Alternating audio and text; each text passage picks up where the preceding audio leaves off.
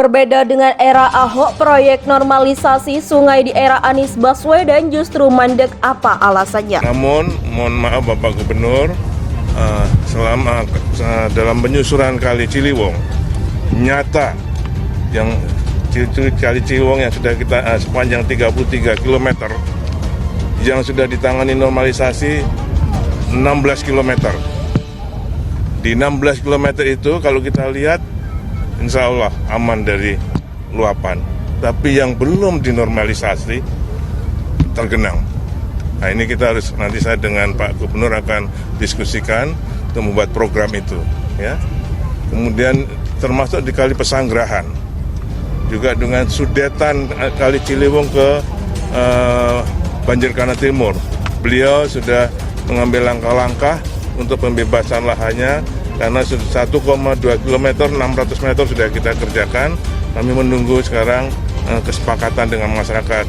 Alhamdulillah menurut beliau tadi masyarakat sudah diskusi dan insya Allah bisa menerima itu, mudah-mudahan bisa kita tangani. Mohon maaf Pak Menteri, saya harus berpandangan nih Pak Menteri, karena tadi Bapak menyampaikan, jadi selama air dibiarkan dari kawasan selatan masuk ke Jakarta dan tidak ada pengendalian dari selatan, maka apapun yang kita kerjakan di kawasan pesisir, termasuk di Jakarta, tidak akan bisa mengendalikan airnya.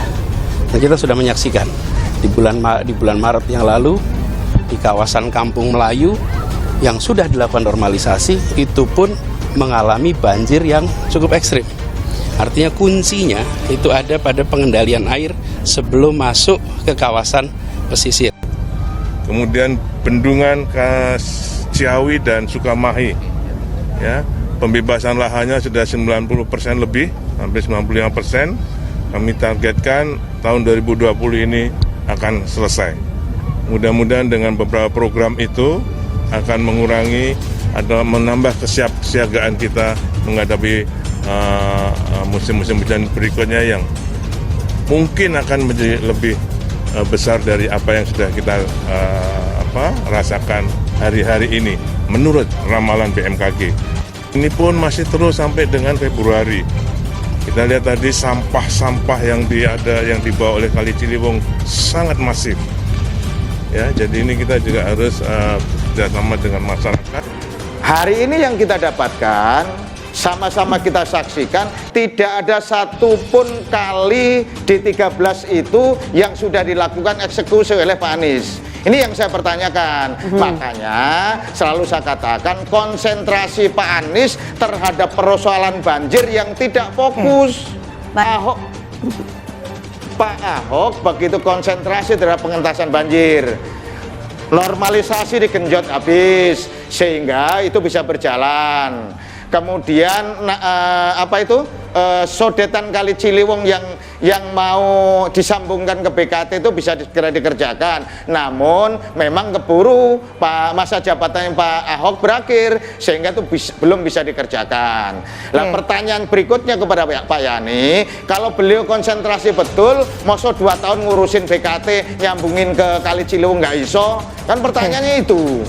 Bahwa Pak Anies itu menginginkan naturalisasi, bukan normalisasi. Karena apa? Karena normalisasi itu ya kan betonisasi, sehingga pada saat air itu datang mungkin dari hulu ya, sehingga tidak ada penyerapan, hanya lewat ke laut.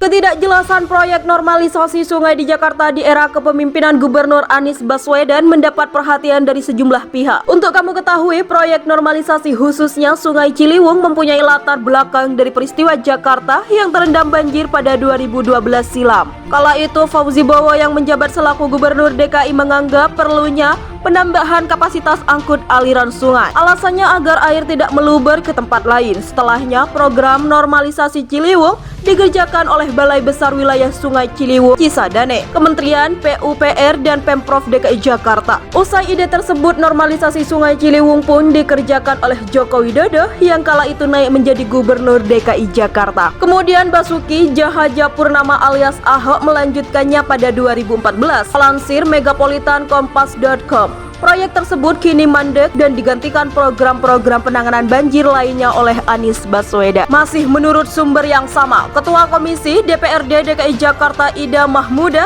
yang membidangi pembangunan Jakarta mempertanyakan keseriusan Pemprov DKI Jakarta di era Anies. Apalagi komisi berkali-kali meloloskan anggaran untuk pembebasan lahan normalisasi. Namun, eksekusinya tidak sesuai harapan dan anggaran APBD 2021 senilai 1 triliun pun mesti dikembalikan karena proyek urung terlaksana. Tahun ini Pemprov DKI Jakarta menganggarkan 850 miliar untuk pembebasan lahan. Di balik itu, Ida heran karena pada masa kepemimpinannya Gubernur Jokowi dan Ahok pembebasan lahan bisa berjalan. Akan tetapi di era Anies lahan tak kunjung dibebaskan dan mengakibatkan normalisasi mandek. Pemprov yang dulu bisa kok di tempat yang rawan, yang kata orang gak bisa dibongkar. Demikian ucap Ida pada Desember. Pada 19 Januari 2022, Anies Baswedan menyebut jika banjir Jakarta disebabkan oleh curah hujan tinggi yang mencapai 150 mm. Maka dari itu ia mengatakan wajar terjadi banjir lantaran kapasitas drainase Jakarta berkisar antara 5 hingga 100 mm. Bila terjadi hujan di atas 10 mm per hari, pasti akan terjadi genangan banjir di Jakarta. Demikian tutur Anies. Apa yang diucapkan Anies seringkali mendapat perhatian pengamat. Yayat Supriyatna misalnya, pengamat tata kota Universitas Trisakti tersebut menilai cara Anies menargetkan banjir Jakarta terjadi di hujan ekstrem adalah salah. Menurutnya, Jakarta mempunyai peluang untuk menghindari banjir bila drainase di tengah-tengah ibu kota bisa diperluas kapasitasnya. Sementara di sisi lain, Pemprov DKI Jakarta lewat Dinas SDA membantah pihaknya di bawah kepemimpinan Anies tidak mengerjakan program penanganan banjir normalisasi. Dudi Gardesi, Sekretaris Dinas SDA DKI Jakarta mengatakan jika upaya saat ini dijalankan Pemprov DKI seperti gerebek lumpur hingga pembuatan waduk mempunyai esensi yang sama dengan normalisasi. Kenapa harus dibeda-bedain? Kan sama istilahnya, ada yang dipakai seperti apa gitu loh bentuknya, kan pembangunannya konstruksi sebuah. Demikian tutur Dudi.